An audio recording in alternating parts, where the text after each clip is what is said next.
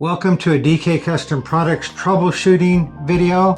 My name's Kevin, the K in DK Custom Products. My name's Devin, the D in DK Custom Products. And we're going to troubleshoot an electrical problem that came up on my Tri-Glide recently. So let's get into it.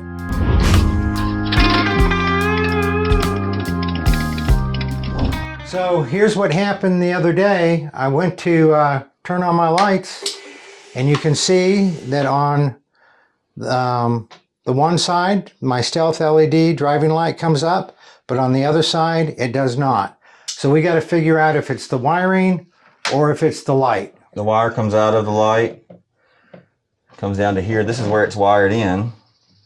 And then it follows this rail down and then goes up the frame rail on that side. But what I'm mostly concerned about right now is I want to get in here and see if we've got power. That way we know if we're trying to diagnose if it's the light, is it wiring, what is it? So first step, or the easiest step for me, is going to be to just open this up where it's wired together and test if we've got 12 volt power there. So a good way to cut your finger.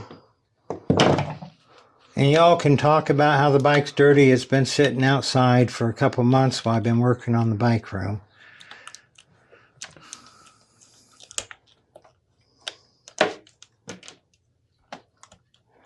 This silicone stuff is some good stuff.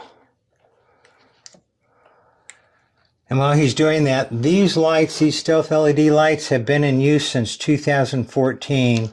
Between 2014 and 19, they were on my 2014 Tri-Glide, and then when I got this 2019, I put them on. And then, of course, they've been on here since 2019. And you can see we use posi taps. I'm partial to posi taps. Makes it easy to connect and disconnect stuff, and I've never had one fail, ever.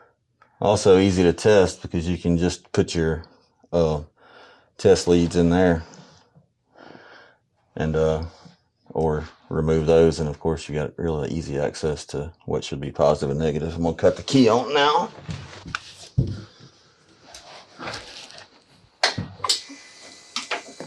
Give my test light here at ground. Positive should be the gray, the way that it's wired. So it looks like we're getting power, huh? Well, we're getting positive power, but now I want to double check, make sure that we're actually getting a ground here as well. That could be the problem. That would be easier with something different, probably. So that's telling me that we are getting positive and ground to the light. So I've never had one of these stealth LED lights go out before, but what, 11 years of useful life, I think it's worth it. So we're going to go ahead and replace this light. And one thing I always do when I'm putting a new electrical component on, I test it before I install it. So because I thought it was the light, I do have another stealth LED light with us right now, and we'll go ahead and install that. But before we go to the work of actually installing it, we'll just connect it up to the wires temporarily to make sure it lights up.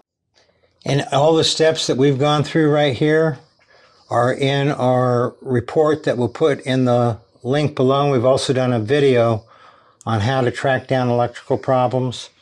And we followed the same exact procedure that is in that video and in that how to do wiring on a motorcycle. And so this is it in real life. Got my lights back. Cool. All right, do a double check before we finish everything up. So now I'll just use some silicone tape, protect all of this stuff, and then zip tie it back up. And that'll be it.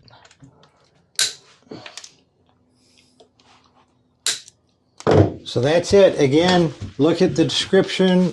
Look in the description below for how to work on a motorcycle wiring, and at the video that we'll put up in the corner on how to do motorcycle wiring. And that's it. Safe out there.